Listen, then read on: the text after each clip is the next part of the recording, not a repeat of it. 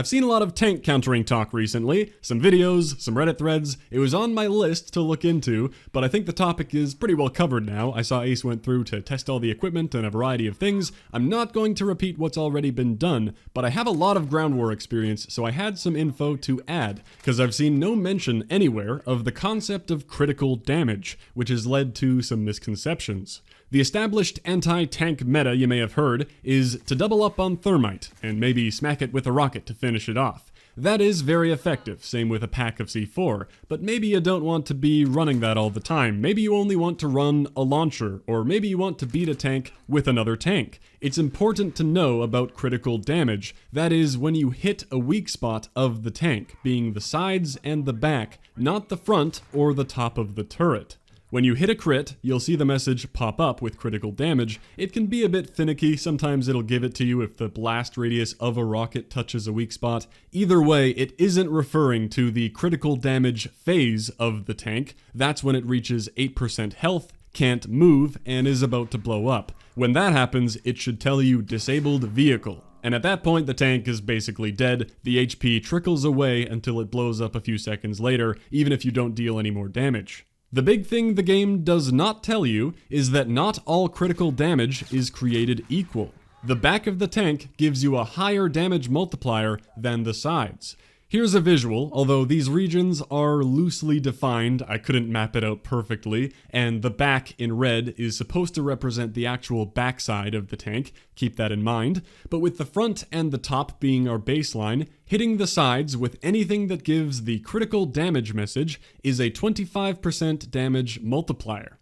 Hitting the back is a 45% multiplier. And that can definitely matter because the PILA and the RPG can both two-shot a tank from full with critical damage to the back, but they both three-shot kill everywhere else, including the critical damage on the side. I'll also represent this as pure damage output instead of a percentage. I did some tank health bar measuring, and it was 120 pixels wide, so I'm going to arbitrarily say that a tank has 120 HP.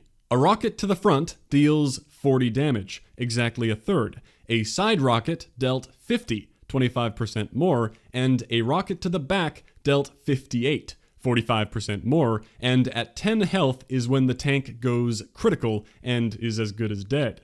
So you could also imagine the tank as having 110 health, because if you deal anything over that, you just knock it into critical to give the person inside a chance to run away. You can't skip that 10 HP critical phase, but you can hit it again to make it blow up faster.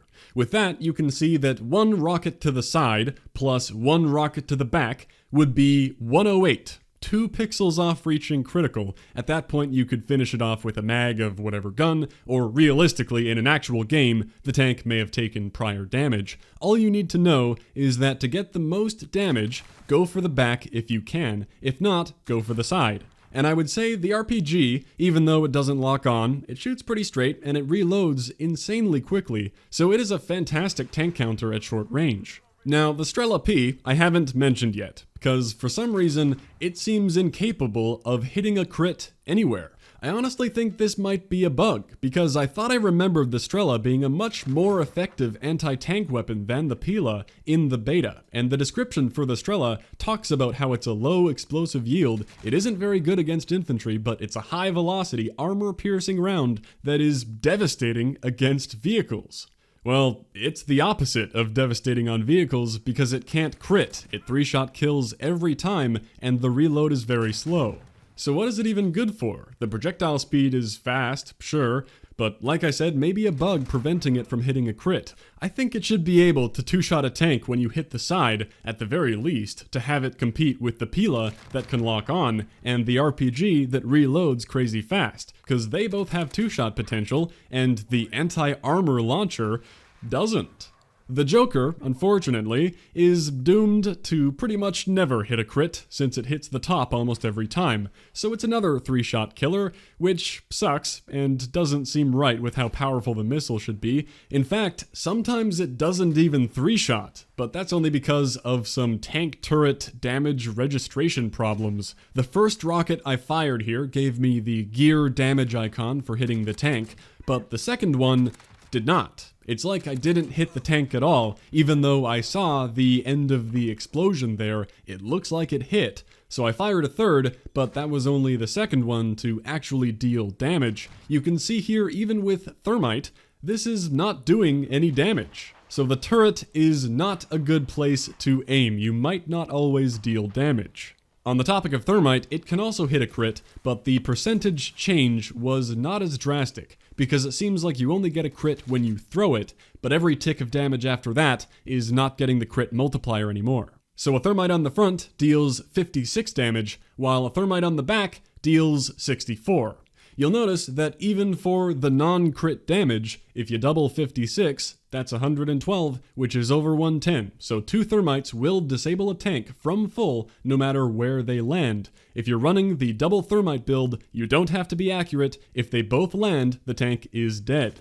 Just avoid the turret though to be safe. You don't even need to finish it with a launcher after, but you can if you want to not give the person inside any chance to get away.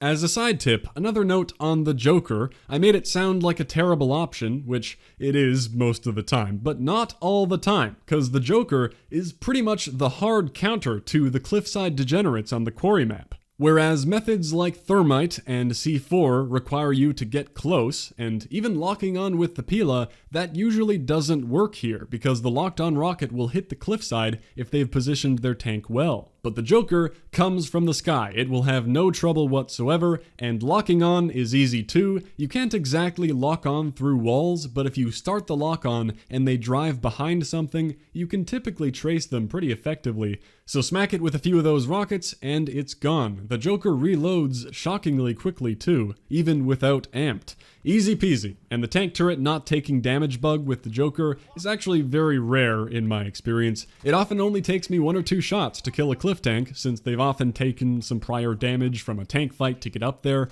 Also, the incoming missile warning might scare them out of the tank, and you sometimes get an easy kill on them or their sniper teammates nearby with the JOKR explosion. All you need to do to be the bane of cliff campers is put on the javelin.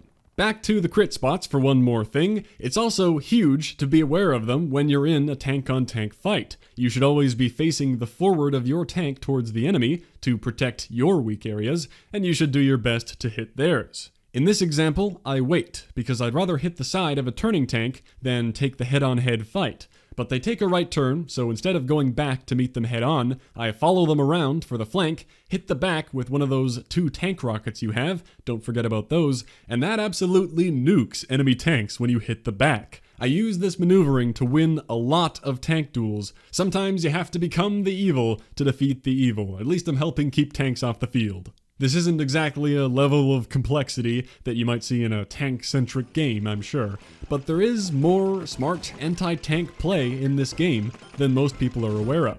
That's all I got. I wanted to help increase the community knowledge of tank destroying. It'd be great to see tank adjustments come to Ground War, because they are pretty obnoxious, whether that change be fewer of them spawning, or them having a limited time, limited cannon ammo so that you can't sit on a cliff forever, or block off that quarry cliff. A lot of things they could do. I think it's wild that the tank you earn as a kill streak has a time limit, but these don't?